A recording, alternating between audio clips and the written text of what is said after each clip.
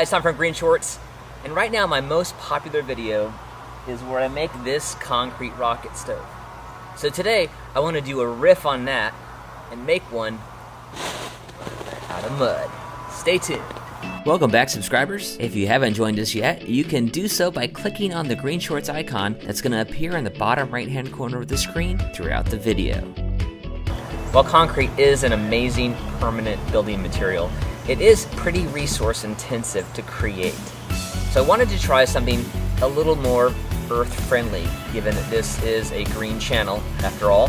So I've been curious if I could get the same results or similar results making this rocket stove out of mud. Cob is what we're talking about here. I'm gonna do a mixture of clay and sand. I'm gonna leave out the hay because of the heat we're dealing with. My rocket stove video has been viewed around the world. Places like Korea, Venezuela, Australia. And one thing I think we all have in terms of building materials is earth. And in many soils, like here in Georgia, clay isn't hard to find. In fact, I just dug a hole in my lot down about 1.5 feet and I found some pretty great clay.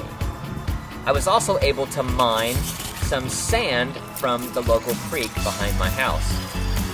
So I'm gonna use those two materials and mix them together, and I'll use the same forming materials that I use for my concrete rocket stove. 5-gallon bucket, PVC pipe, half-gallon milk jug, and cardboard to make this dirty version of my rocket stove. Let's get started. I dug up my clay a couple days ago and then put it out on this shower curtain liner to dry in the sun.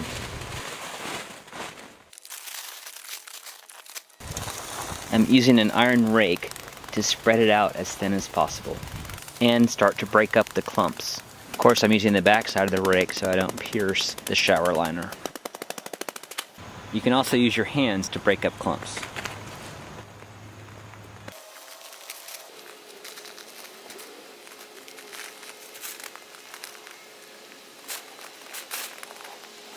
When I was cutting it out, I shaved it pretty thin so it would break down into smaller pieces easily. And I walked on it a little bit after it was dry to break it down a little bit more. My sand has also been sitting for a couple of days, and I've got it in 2 buckets that have holes in the bottom to allow it to continue to drain. It's still going to be a little damp though when I put it on the screen.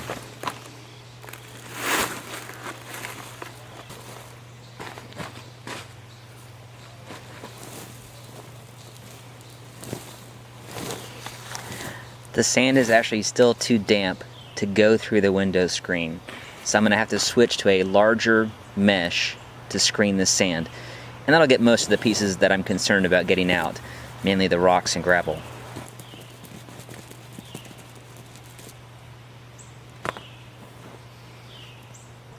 I can live with that.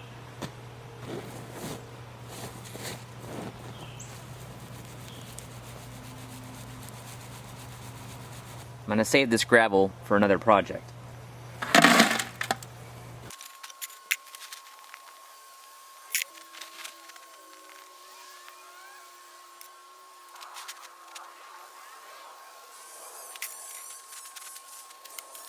As I screen my sand, I'm going to spread it out evenly over the clay.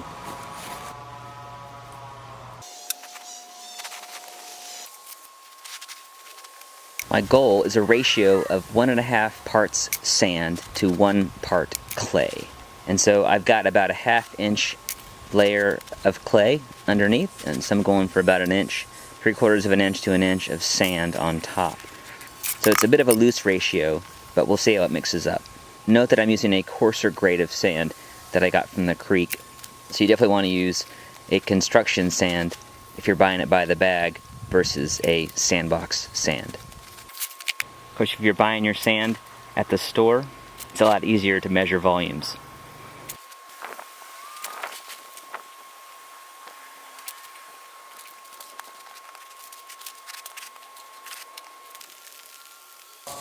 Background noises today brought to you by Bob's Tree Service. Given that my screening yielded almost a full bucket of gravel, I went back to the creek to grab another 1/2 bucket of sand. Keep in mind, if you're getting creek sand, to keep an eye out for glass, since we're going to be mixing the clay and the sand together with our feet. Make sure this stuff doesn't end up in there, or you'll find it later with a toe. Well, that was a lot of screening. Thanks for sticking around. But in this case, screening means free. I didn't pay for the sand, didn't pay for the clay, and I'm willing to make that exchange of work for money in this case. It's time to mix it. First, we'll mix our two elements dry by pulling up the edges of the shower curtain liner. You can use your hands here too. This looks like a pretty good mix, and it helped that I had those two even layers to start with. Next, we'll mix wet. I'll slowly add rainwater as I mix with my feet. This is the fun part.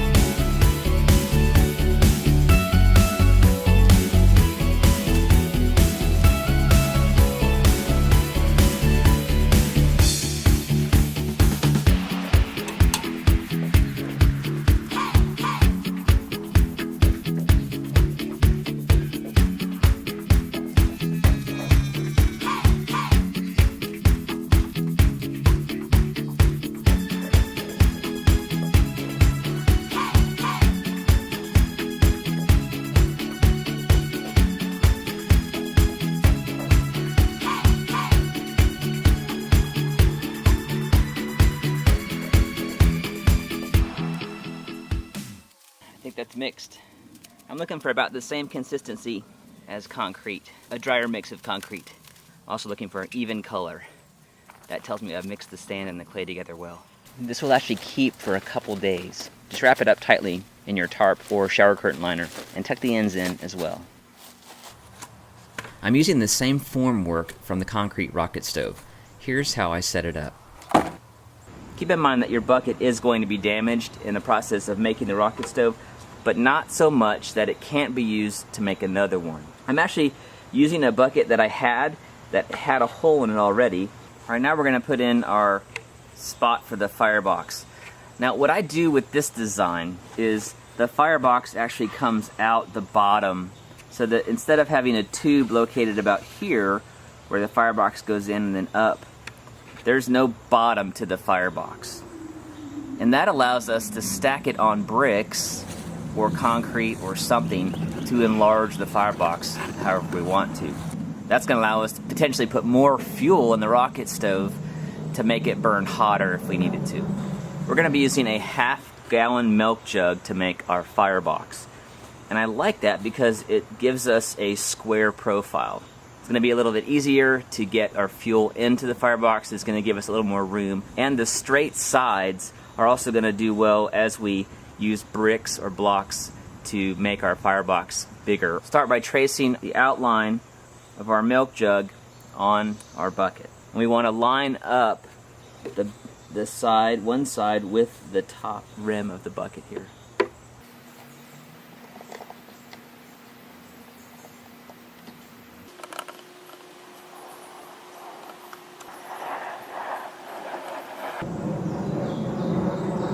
Now we'll use our handsaw to cut out our marking.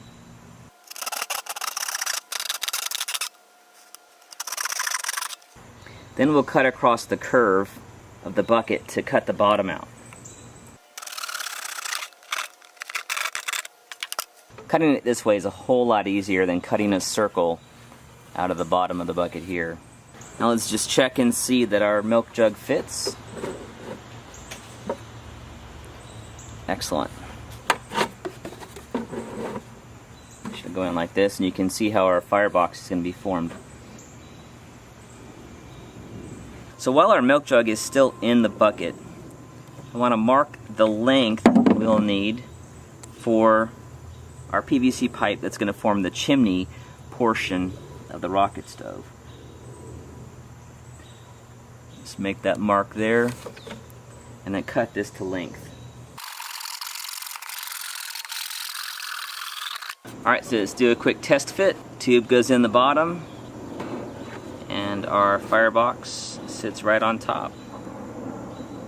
The way we're going to make this easy to come out of the form is that we're going to line our bucket and wrap our firebox and chimney forms with cardboard. The cardboard is going to provide, an 1/8 of an inch of space that's going to allow us to very easily slide the whole rocket stove out and to then remove the firebox and PVC once this thing is dried. Let's prep our pizza boxes by cutting off the sides and separating top from bottom. This amount of soil is probably okay. That amount of residue is probably a little too much.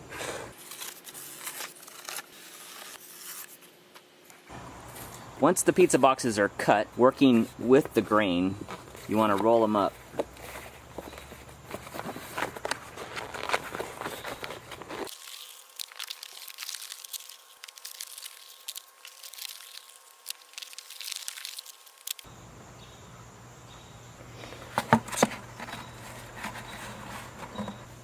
We're going to tape it into the bucket.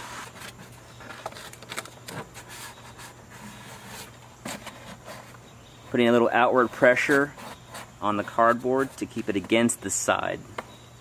2 pieces doesn't make it all the way around, so I'm going to overlap the pieces of cardboard evenly.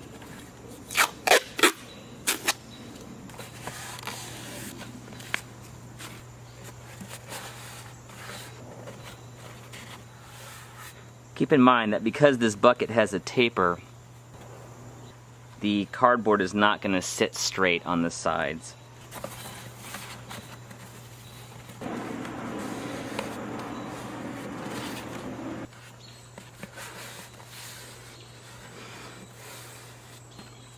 Alright, now that our bucket is lined, we're going to trim the cardboard to the top of the bucket and cut out for the firebox opening.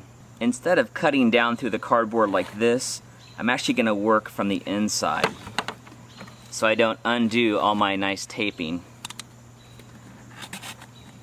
So if you slice down from the top till you hit the rim of the bucket, then you can work your box knife through and then just slide it around the lid. Give a little more caution where you're working through 2 pieces of cardboard.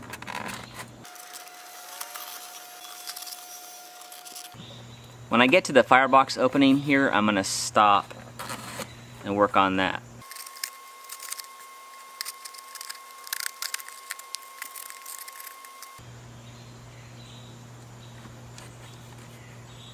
Use caution here. This is where slicing your finger becomes a danger.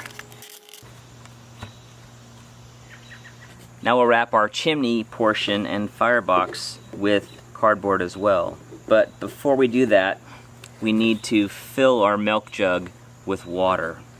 Our PVC is perfectly strong enough to hold back the concrete, but our milk jug would just collapse under the pressure. So let's fill it with some rainwater, and then it's going to be a lot more substantial.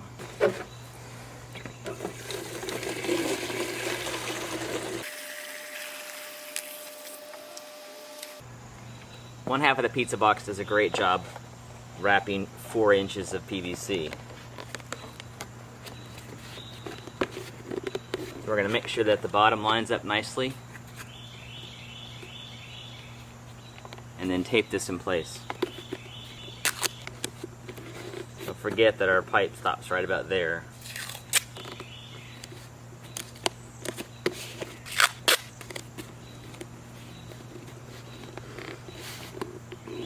Alright, once we got this wrapped, we're going to press down to find out where the pipe actually stops.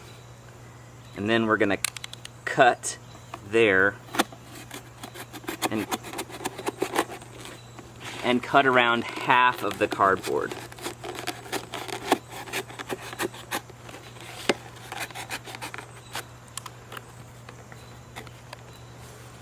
The firebox is going to sit right in here like that, and these will form the sides of the firebox. In the concrete rocket stove build, I put the pot standoff bolts through the bottom of the bucket in these holes. I'm going to add the pot standoffs after I remove the Cobb rocket stove from the form. I'm afraid that pulling them through the bucket as I pull out the stove would just rip them right out. So I'm going to wait and let this thing dry, drill holes, and then add the pot standoffs.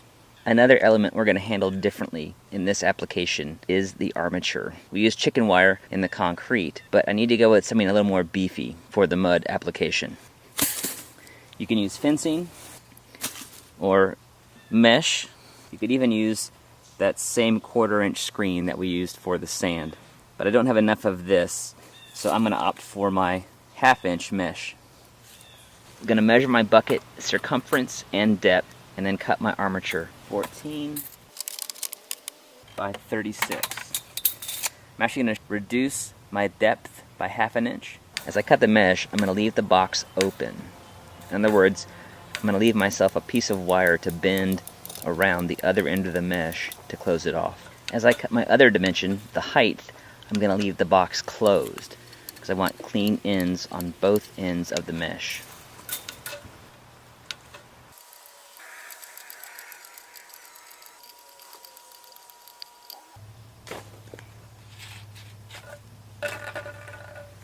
Once my mesh is cut, I'm going to form it into a cylinder, tucking the open wires into the box of the closed end. And then I'll use my pliers to twist around the open wire.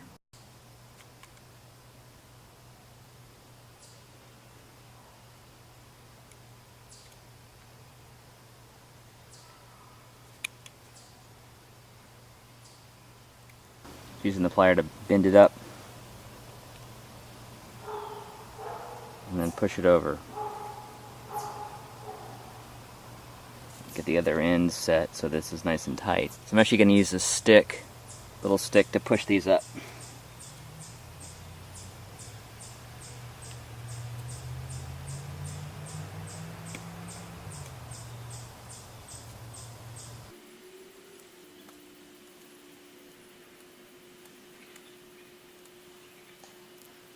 Now that they're pushed up, I'm going to push them over.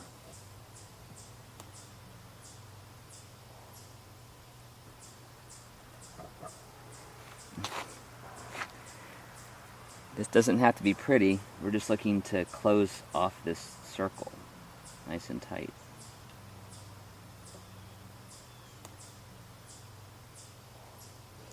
Alright, so I'm going to finish this up.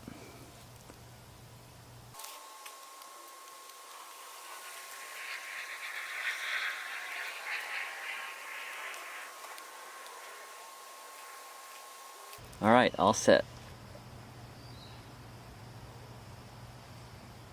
Alright, so 30 inches was way too wide for my armature. So rather than recut this and rebend it, I'm actually going to just bend a pleat in the armature. I'm going to leave this a little open just so it won't create a weak spot. The pleat allows me to reduce the circumference of the mesh. It gives me a nice gap between the cardboard and the mesh. Now that we've got our mesh fitting, which is gives me about 1 inch of gap between the edge of the cardboard and where the mesh starts, we'll get the chimney tube centered and then add in about 1.5 inches of mud. I'll be applying my mud with my garden trowel and a tamping stick.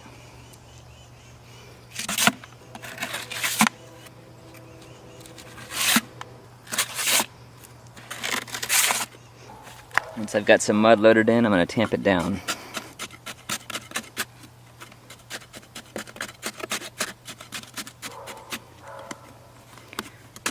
Keeps an even pressure on my chimney tube so it doesn't move.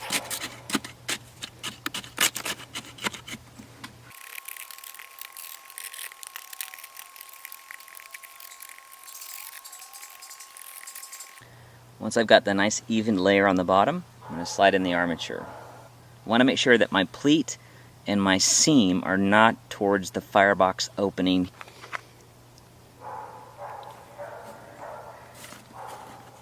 Make sure sure this is centered and then work it down into the cob.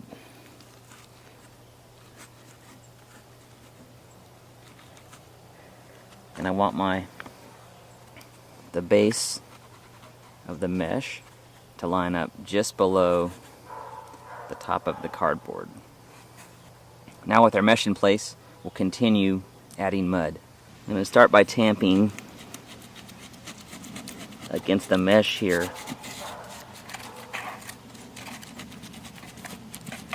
to work the material through it.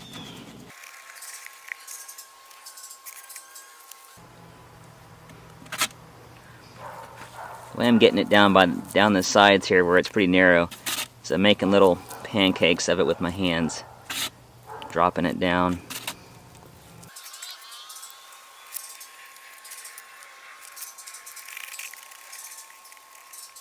I'm using a more narrow board to tamp outside the mesh.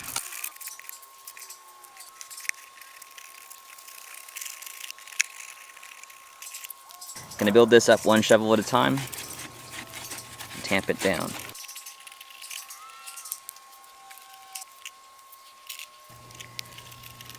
My armature's starting to go a little off center, but I'm not concerned about that. The main thing is it doesn't touch the edge. So I'm gonna keep on tamping.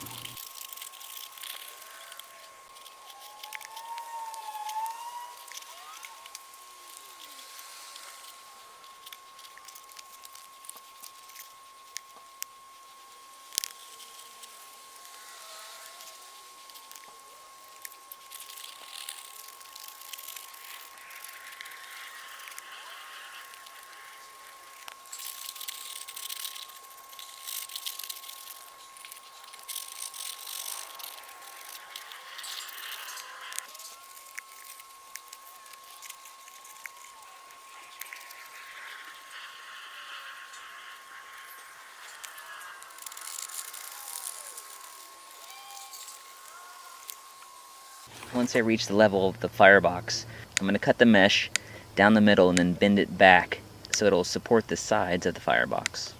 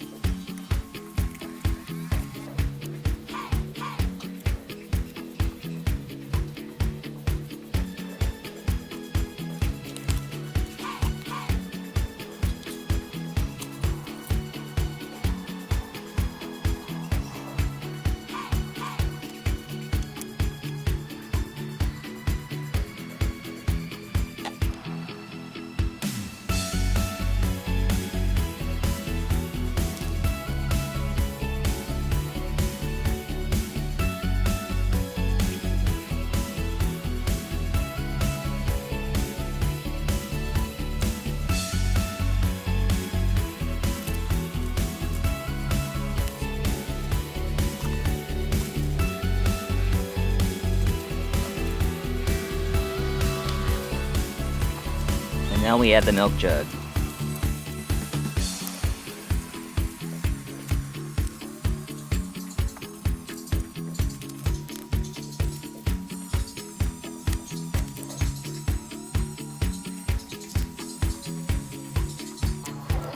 Not only is this more economical, more environmental, it's also a lot more fun to work with.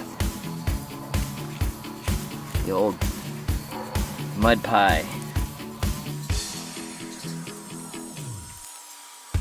If we have any surface imperfections on the outside of this stove, we can just repair it with a little cob.